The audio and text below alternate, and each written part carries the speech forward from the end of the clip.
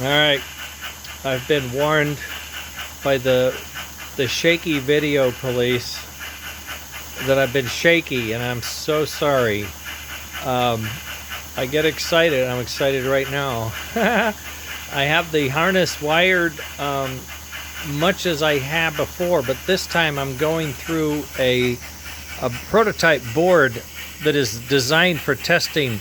I've wired every circuit on the harness into this piece, and then I've jumpered it out to the engine, and the only part that's missing is the smoke assembly, and that's because I'm going to make a new smoke assembly, and I haven't quite got it soldered up yet. I have all the bits and pieces, but I just wasn't happy with the two that I had. The way they were performing on the bench, I did the same test with them, and they were just not reliable, not consistent, I'll put it that way. So what I'm showing you is the tender pretty much complete, wired the way it would be with the connectors, and the connectors are running out onto these two pin sets. One set of wires going here, another set going here, and then from there they are being wired into either the motor power, which is here, or the puff and chuff power, or the chuff trigger. The smoke power is there, and I have tested it, and so it's there, but it's not wired in because I don't have a smoke assembly to plug it into. The really good news for me is we're getting the chuff smoke through this god-awful gizmo. If you set it in the wrong position, it shorts out. That was what was happening. So I had to kind of just let it hang. I couldn't tie it down anywhere. And what I'm going to have to do is really go over the board design. I mean, that was a prototype. That was my second one that ran, okay? So I've got to really go through a design and board and see if I can't build something here. If not, then I'm going to have to take it out and maybe have someone else design it. I don't know. But in any case, so you see the motor going, and it will vary with the voltage just like normal. And this has the big magnet, a booster magnet. You hear the chuff sound, and that chuff sound is coming from this reed switch like we had earlier, right? And I put it in and it worked. I can't explain it. It's just beautiful. I haven't had to do a thing to it other than wire it up. I'm thinking I wasn't rotating the magnet, and every time I put it in, it was getting magnet, and it wasn't getting allowed to demagnetize, if you will, okay? I did have a problem up here with fitting the smoke board and the boost board all in here. I printed a new frame to hold all these parts in, and I added a screw in the front, so it's tied down, it's level, it's nice and snug. I had to make a little notch. I had to change the chuff trigger connector fitting. I had to, the two leads were straight up, and when I put my socket connector on it, it was in the way, so I bent them over like it was a right angle, and I brought them in from the side, and that cleared. You can see the blue piece is just above the chip down here, but it's not touching. It's okay. You can see I just moved it right there. There's movement in that. So there's movement in there. And the chuff is doing real well. The fan is moving. I can feel the fan making its noise and puffing like it should with this puffing and braking. The thing I want to worry about next, I think, is the cam. I think the cam lobes are too wide a duration. I think if they had a smaller duration of on and more delay between the two, I could get a better smoke puff. I think so. I don't. Oh, that's interesting. Yeah, I wanted to be tilted forward for some reason. So I could just put a little glue down here on the back side and glue it in place, and it'd be fine. The gear needs a little more duration for the brake. There's a puff brake, and they're alternating. And they're alternating about 50-50.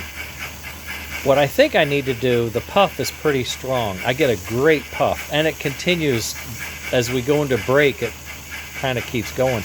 I'm thinking I can do with less, like a 25% puff and a 75% brake. Changing the bias to the brake than the puff. I wish there was a way I could dial that in. I just can't. I have to actually take the gear off. I have to take this off, take the gear off, and change it. It's not a big deal, but I'm going to have to do a design, you know, and print it and then bring it over. And the gear and the cam are one piece, so that means I have the risk of the gear being bad and stuff. So it's a little messy. I could grind it down a little bit, but plastic doesn't like to be ground down a lot. So if you do, it gets hot and fuzzy and wrinkly. And I just as soon take a shot at 25%, print one. If that's better, maybe try a 10 or 15%, you know, see how low I can go kind of thing, and then go back up to the one that works best. That's maybe what I end up doing. I wish I had the smoke, but I just didn't have the time to get that ironed out before we got here. I was running the other day, if anybody watched that video. I know some of you guys are watching the videos. That's encouraging. I had one that, now there's one that's been running before, and you can see what the heater looks like, right? Or what's supposed to look like. And here's the one that I'm building new, so you can see what a new heater looks like, right? And the thermistor right above it, that little orangey thing right above it, it's a temperature sensor. Now this is one that was running, and it got away from, I don't want to say it got away from me. I was screwing around, okay? I was trying to figure out some stuff, and it took off, and it got up to 200C. So I think it just sort of baked itself, and so that's toast. And I did a lot of jumpers. You can see jumpers all over this thing. This board has been around. Problem with this board, no, not that one, this one. Yeah, this board has some extra holes. If I hold this up into the light, walk to the light. You see the holes right there on either side of the thermistor? Right there. Those are for testing. I put probes down there and measure the temperature. This is one I use for testing, so I really can't put this on an engine I'm going to run around. It's going to have leaks because I stuffed those holes with sensors, and that's how I do. Yeah, the temperature sensor is real tiny. It's like this.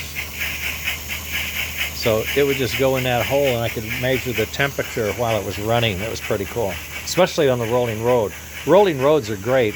Someone was here, Ross Kerr from the Old Dominion Train Club, and he seemed to be thrilled with the new rollers, so I gave him a set. I had a set that didn't print very well. They were a little ugly, I called them, and he said, yeah, he'd be happy to use them. He's going to test a motor. He took a magnet motor and a motor control board and a power distribution board. He has to solder them up. He seemed to be a little sketchy on that, but we'll see. He may come back and I have to build them up, but they're assembled. He just has to connect the dots, plus the plus, minus the minus, stuff like that.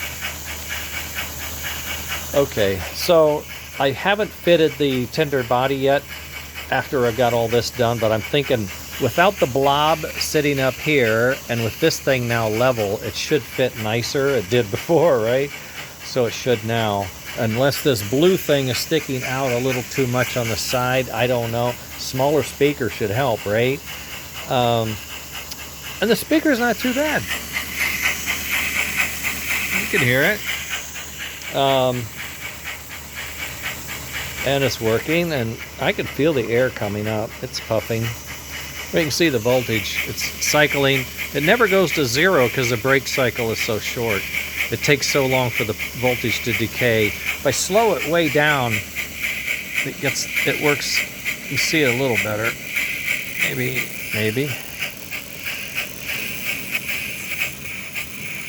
Nope. It's still hanging in there. All right.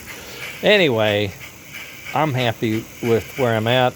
It's not done, it's not ready, but I've got the wiring.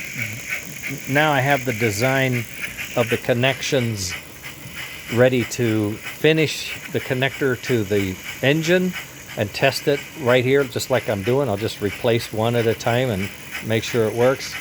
And then I'll be able to hook up the harness. I know where it has to come to because of the length of the other ones. And I'm still not happy with this board.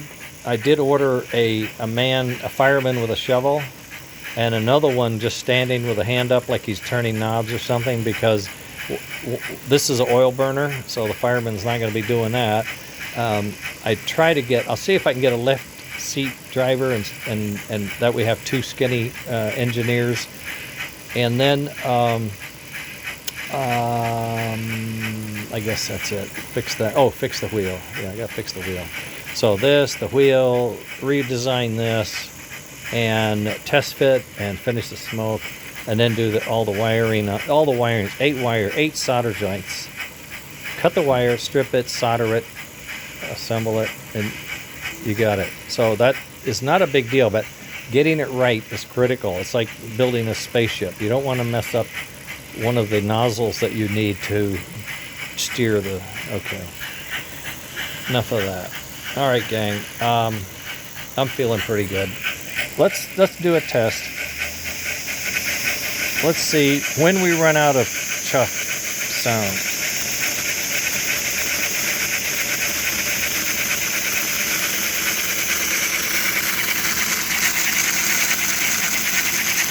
That's 100%. The engine's making more rattling noise than the chuff sound, but the chuff never dies. Notice that? And that's this switch. So we know that's working much, much better than before. And this one is working off of a,